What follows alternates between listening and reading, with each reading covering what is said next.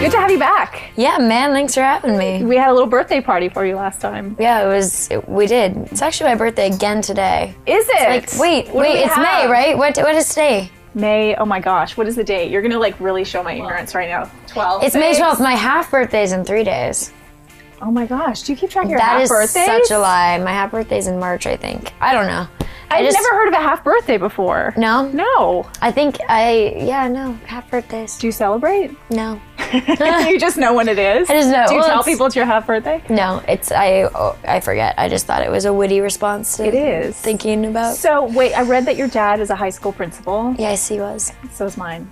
Oh yeah? Was yours the principal of your school? No. See, mine was. No, he was not. He was a principal of an elementary school. How did they feel about acting, like, from the time you were young? Because my parents always, it was weird, like, when I chose to go into this business, fully supportive. They were sort of like, as long as you're making your own money and you're doing fine, they were really supportive about it. Yeah, no, they were really, super supportive. I had 3 rules in order to continue acting growing up. I had to stay the person they knew I was, do good in school, and have fun. I love that. Yeah, no, I they're think pretty that's the epic key. people. As long as as the grades are good, then you're fine. Well, grades are good, but also, like, you got to be, the person that they knew I was, and also having fun. When I was a kid, I was like, it's so weird that you would tell me to have fun. But now, like, as an adult, it's so, it has to be fun, right? It has to be fun. It has to be fun. Especially when it gets, especially for you, when your life gets crazy and the business gets crazier and crazier, keeping that sort of sense of fun. And I know you've talked about that before. With scripts, if you don't get butterflies. Yeah, then it's meant for somebody else. And in this film that I saw today, which, by the way, if I'm puffy, it's because You're not puffy at all. I was bawling my eyes out, and I saw the movie with 2 grown men, and they were both crying too. Yeah, it's definitely a tearjerker. It's like a tear pourer, actually. I thought you were going to say tear pourer. It's kind of that, because it's like a festival of tears, but in such a good way. But I was thinking about Ansel. I was thinking about sort of the chemistry that you two have, and when you said either you're right for a part or you're not right for a part, do you think chemistry is something you just have with somebody or you don't when you're shooting, or do you think that's something you can create? No, I think it's something you have or you don't have, but I did a movie once with somebody and I didn't feel like we had much chemistry, and everybody was like, God, your guys' chemistry is out of control. While we were filming, and I was like, I don't feel that natural chemistry. And then I saw the movie and I was sort of like, wow, we do have great chemistry. Wow. So there's a great scene in the film. It's sort of the first time that you and Ansel have like a meeting. It's sort of outside, and you say to him, you ruin the whole thing because he pulls out a cigarette. And it's kind of like that thing where girls, and I was laughing out loud, and the 2 guys that I was with sort of didn't get how much meaning that has for a girl, because basically it's like you're having this perfect first meeting with a guy and he does that one thing, but you call him out on it. You're like, you ruined the whole thing. Really? That is disgusting. What? What, do you think that that's cool or something? You just ruined this whole thing. The whole thing? Yes, this whole thing. Oh, man. Even though you had freaking cancer, you're willing to give money to a corporation for the chance to acquire even more cancer? Let me just tell you that not being able to breathe sucks. Hazel Grace, they don't actually hurt you unless you light them. I never lit one. It's a metaphor, see? You put the thing that does the killing right between your teeth, but you never give it the power to kill you. A metaphor. Do you think there is have you had a perfect first meeting? Whether it's like romantic, whether it's like in any sort of encounter you've had? Yeah, I feel like every kind of first meeting is sort of epic in its own right, You sort of, if I like look back on the way I've met any of my closest of closes, they're all such sort of funny situations or random situations, but life is like that, We're always sort of being thrown really random curveballs and whatnot. There's also, in the movie, you have sort of pet peeve words, and one is like people talk about you having cancer and they sort of talk about your journey, and you're like, do not use that word. And then they say in your support group, they're like, we're here for you. Do you have, because in this business in Hollywood, I feel like there's so many sort of pet peeve phrases, sayings, things that people say. Do you have any pet peeves? So many. So many, especially in this industry, but I'm going to remove it from this industry and make it even bigger. The one word that I just cannot stand is stuff. Like, is there no other adjective or noun or anything you can use to replace the word stuff? Why stuff? Now I'm afraid I'm going to be using it in the interview. It's like subliminally it's going to come out. It's not necessarily in like dialect. actual interaction. It's more of a written email. Like if I receive an email or a text from somebody and it's like, yeah, I just went to this place and bought some stuff, or I just got stuff, or I'm doing this and stuff. I'm just like, really? There's no other word you have that's. Maybe I'm a writing snob. I heard fame's another word for you.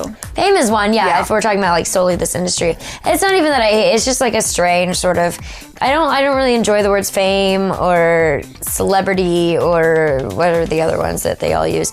It's because I feel like it sort of puts somebody else above somebody else, and I don't like that. Like I feel like we're all just human beings, and what we do may be different, with our lives and our lifestyles, our careers or whatnot. But we're all human. We all go home and like still dirty dishes in the sink and still have dogs to take care of or whatever it may be.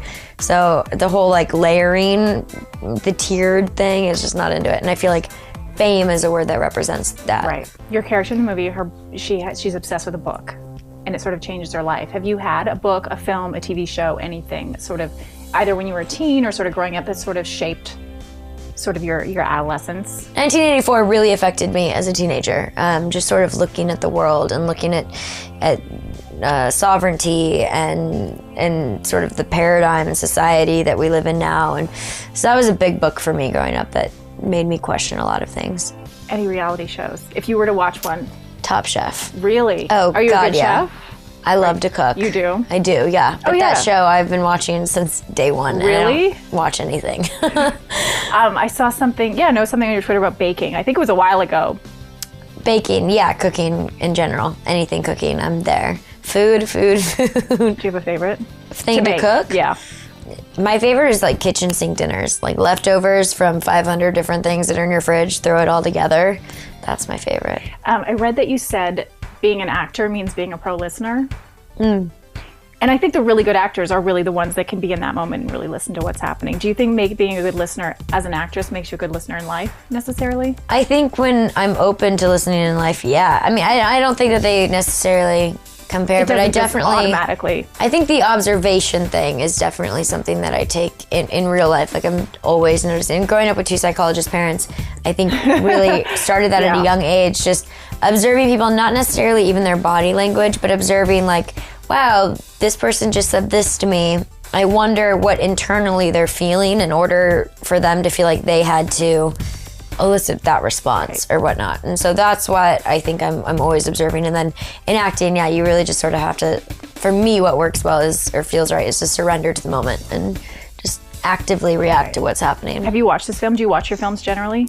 I always do, yeah, because I feel like it's a report card. It's like a way from, it's a way, you can have 20,000 people and they all do report back to you what was good or not good about the movie or your performance or whatever. But to me, the only thing is, because I don't do this for other people, I do it for my own sort of like, artistic whatever. And so to watch a movie is like, being able to say, wow, that was good, or that was really awful, or I remember that scene and I was so not there and it shows, or, it's a way to sort of dissect it in order to like grow my craft, I guess. Are you able to be objective?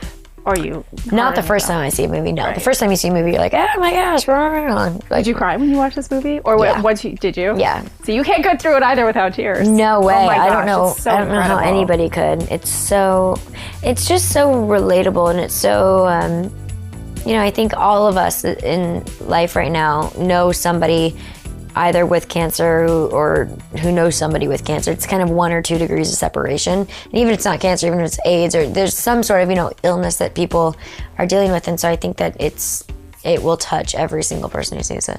Thanks for coming in. Thanks Great for to see having me. you. Yeah, Come man. back again on your half birthday or birthday or whatever. We'll have another party in here when I'm not puffy and crying. You're not puffy at all. at all. Such a good movie and a must-see for everybody. Thanks again. Thank you, man.